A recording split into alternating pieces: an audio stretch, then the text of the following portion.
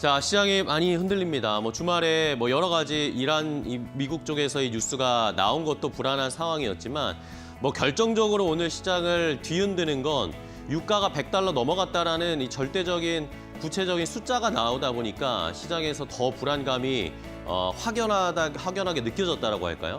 그런 것 때문에 아마 오늘 시장이 더 많이 빠지는 것 같습니다.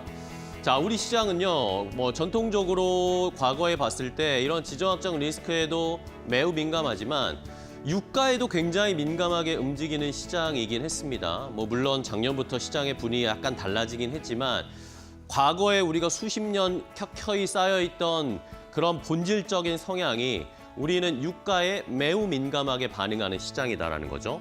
그런데 지금처럼 유가가 많이 올라가는 것도 문제이지만 사실 많이 떨어졌을 때도 유가가 저유가일 때도 사실 우리 시장은 그렇게 좋은 반응을 보이지는 못했습니다.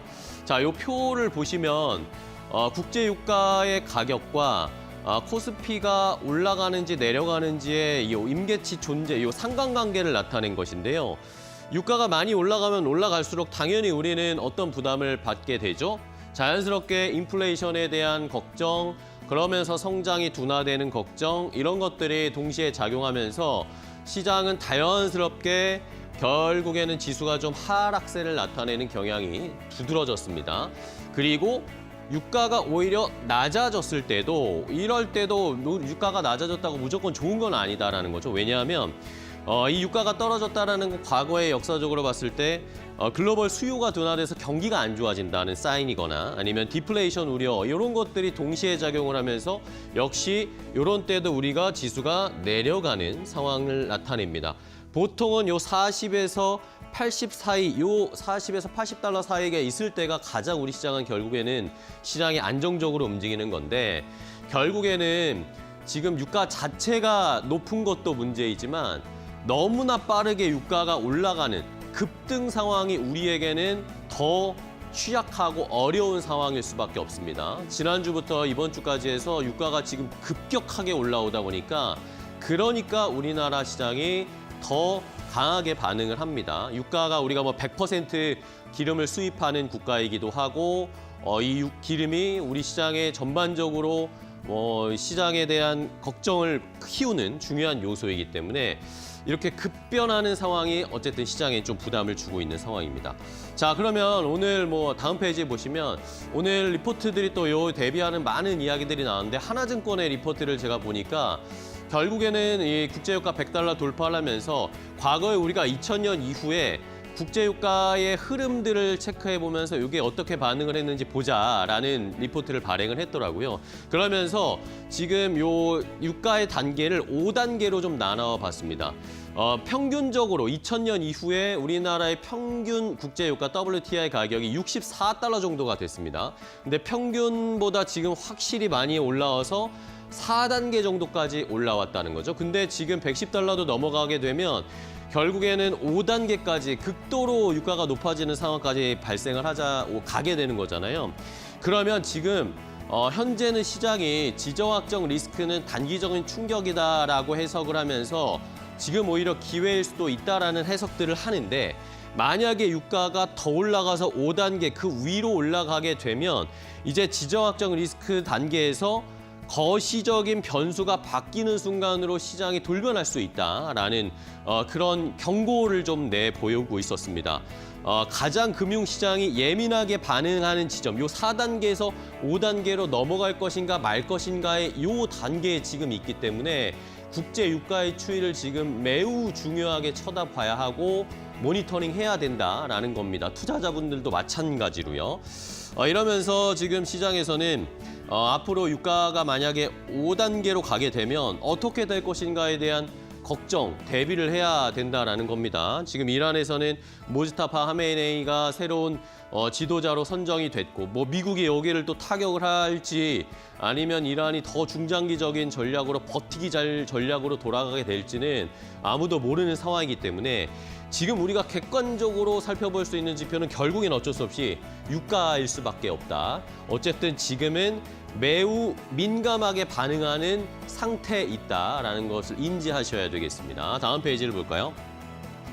자, 그렇다면 만약에 5단계까지 넘어가서 말씀드린 것처럼 $110, $115 위로 올라가게 되면 어떻게 될 것인가? 결국에는 이건 어쩔 수 없이 시장이 더 떨어질 수밖에 없다라는 겁니다. 과거의 경험상 우리 시장이 그런 모습을 보였습니다. 아까 말씀드린 것처럼 1단계, 2단계, 3단계, 4단계 지금 4에서 5단계로 넘어가느냐 마느냐의 위치에 있다라고 말씀을 드렸잖아요. 그러면 보시는 것처럼 과거에 우리가 2000년 이후에 국제유가가 $110대에 넘어가서 5단계였으면 코스피든 코스닥이든 무조건 떨어졌다라는 겁니다. 어쩔 수가 없는 상황이라는 거죠. 왜냐?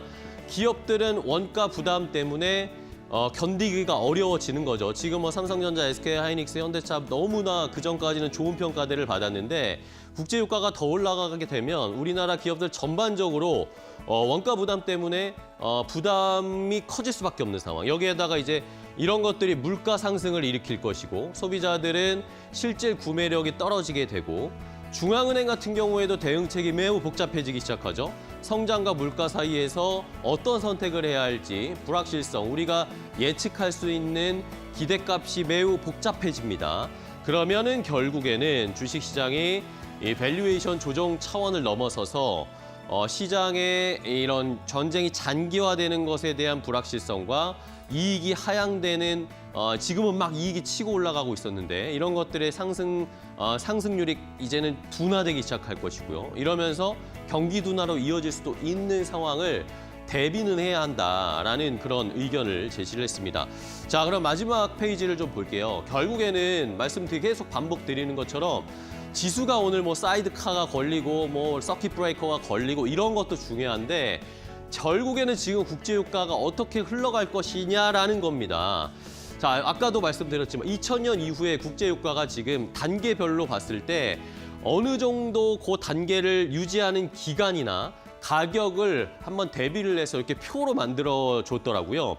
지금 말씀드린 지금 현 상황 4단계, 이 4단계로 국제유가가 한 $100 근방에서 움직이고 있는 상황은 평균적으로 한 23일 정도, 과거에 2000년부터 2025년까지 한 25년 평균을 내봤을 때 4단계 위에 있는 경우는 한 23일 정도 평균적으로 기간이 국제유가가 유지가 된다라는 그런 통계적인 상황이 나왔습니다. 그리고 더 높아져서 5단계로까지 가면 평균적으로 역사적으로 한 12일 정도가 국제유가가 $115 위에 머무르는 그런 상황이 12일 정도가 유지가 된다라는 평균적인 수치들이 나왔습니다.